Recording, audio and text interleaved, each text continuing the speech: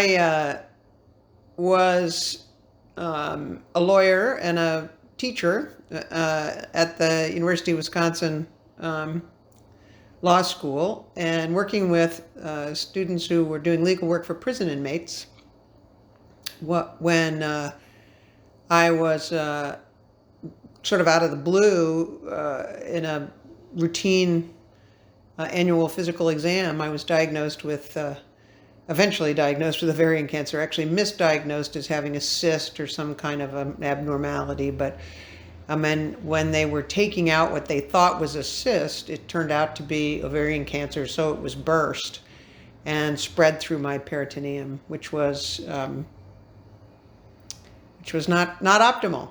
I ended up being told to go home and think about the quality, not the quantity of my remaining days, because I was platinum resistant, not my cancer, but I was platinum resistant, and I failed chemo.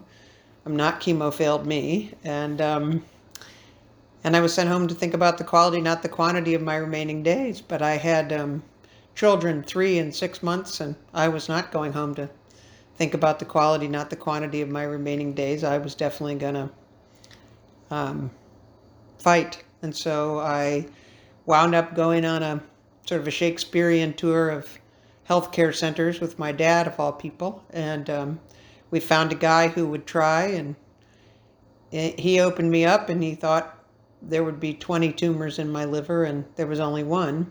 That my oncologist, whom I was very close to here in Wisconsin, called me one day and said, I've got this lady. She just had surgery. She's kind of down. Do you think you'd be willing to come talk to her? And so I did. I went and talked to her, and we spent quite an afternoon in the hospital with the sun sort of setting over the lake, and she telling me about her fear about dying and about being sick and losing control and all these things. And as I got up to leave, she said, "Wait a minute, you're a lawyer." And she picked up this bill on the side of her table, or a letter on the side of her table, and she said, "Wait a minute, you're a lawyer. My doctor wants me to be here for 5 nights, but my insurance company is only willing to pay for 3. Can you help?" And I said, "Give me that," and grabbed it and called the insurance company. And let's just say they ended up seeing it our way, that it was important for her to stay there as long as it was important for her to stay there.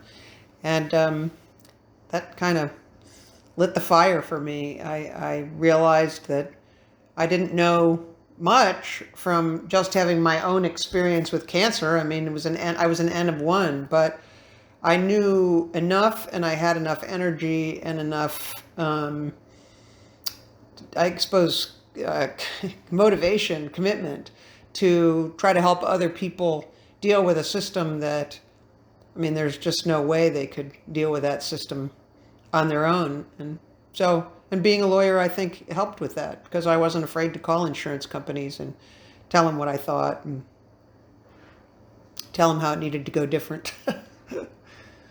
That was the first one. And then my oncologist was like, "Hey, that worked out well. Thanks a lot. Can you do this one? How about this one?" And then people sort of started to get this word of mouth that I was doing this. So for about the first 2 years, I had a different full-time job. I was on the faculty at the university, and then was an assistant dean at the law school. And it wasn't until probably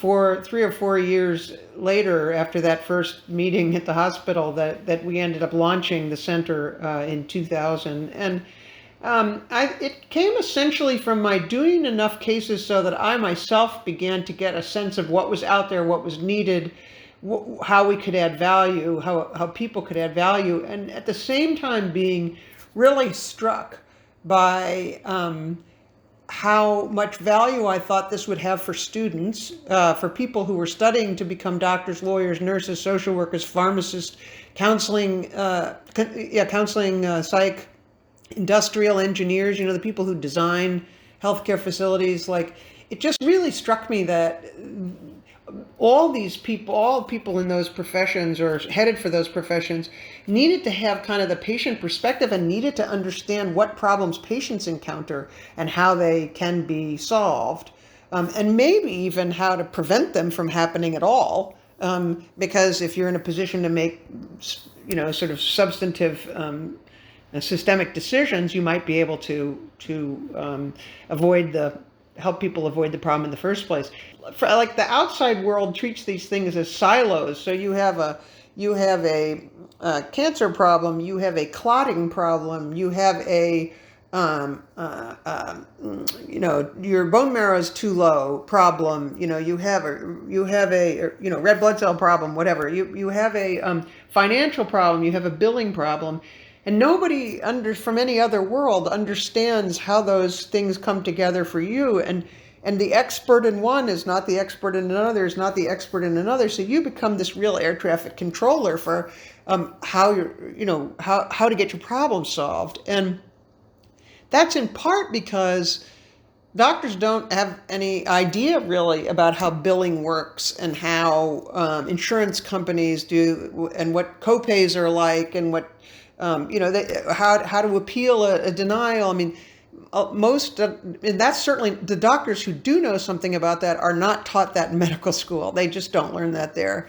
And to think that you could be practicing medicine and prescribing a medication for someone whose insurance company may not cover that medication, but you don't really have any idea what to do then. You're just kind of like, well, I don't know, but this is what I think you should do. That's really, it's unsatisfactory at best and cruel at worst. Every system is perfectly designed to get the result it gets. That was Einstein, I think. And the U.S. healthcare system, what result we get is healthcare widgets at a profit, ever larger entities eating ever smaller entities, and sort of becoming bigger profit centers. That's what the system is designed for. It's essentially a non-system, right? Because it's a big collection of private entities. So prices are all different, and costs are all different, and payment schemes are all different, and you and I can have the same procedure at the same hospital by the same doctor, and each of us would pay different things, and so would the doctors. So the hospital would get paid different things, and the doctor would get paid different amounts, and it's goofy. It's a healthcare non-system essentially, and I think the biggest problem that patients run into is this feeling like, wait, hold on a minute. I thought this was about me. I thought it was about what I want, what I need, how I can come to terms with a very serious and dramatic diagnosis, how I can be, make important life choices about quality of life and about, and it's really not about that. It's about delivering the things that can be billed. And that's what the system's about. I think, both patients and clinicians are frustrated with the system because clinicians don't go into this to be billing machines, and patients don't go into this to be sort of profit centers. And that's in an overarching way, if you ask me, what's the biggest issue? I think the biggest issue is kind of going back again and again, thinking that that's the purpose of the system and just getting more and more frustrated. Once people understand the limitations of the system that they're seeking care in, and that their doctors are seeking to help them within the context of, or their nurses or whoever, that their healthcare clinicians are seeking to help them, then that team, patient and the team members around them, can be much more effective and much more satisfied with the care experience. In terms of real change in healthcare in the United States, we won't change healthcare until we devise a system whose primary goal is health. And when we do that in the United States, I think any of our, history on any topic will tell us that when we finally do that, we'll be really good at it. But currently, we spend twice as much per person as any other country, and we are number 36 on the World Health Organization list of healthiest countries between Croatia and Costa Rica. So that's what we get for our, I think it's somewhere around $10,000 to $12,000 a person a year in this country. What we get is number 36 on the World Health Organization list of healthiest countries between Croatia and Costa Rica. Let me just quote the Queen, Janis Joplin. Freedom's just another word for nothing left to lose. And I think what will cause that change is when our system either gets so expensive and so ineffective that people just revolt, or if leaders get the courage to come together and lead the current system to failure, so that we can get a new chassis and start over. If you imagine being diagnosed with whatever it is your serious thing you're diagnosed with, whether it's a cancer or something else, imagine it's as though you've been dropped into into a foreign country in the woods, and you don't know where you are, you don't know what language is spoken, you don't know what cultures there are, you don't know what you can and can't say or do or whatever. You have a backpack on your back which has stuff in it that looks familiar, but you can't really figure out how it fits here. And so one of the things you need to do is learn very quickly about who lives here and what are they like and what's their history and how do they function and what do they want and what do they want from me? What do they not want? What are the things they really don't like? Just learning about the people you're surrounded by and the culture, the new kind of, woods that you're in is a really important piece of it.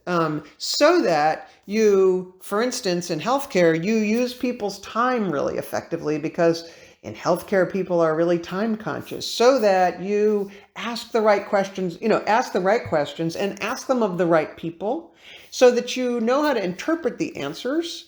I wish that healthcare systems made more and better use of survivors and other patients and sort of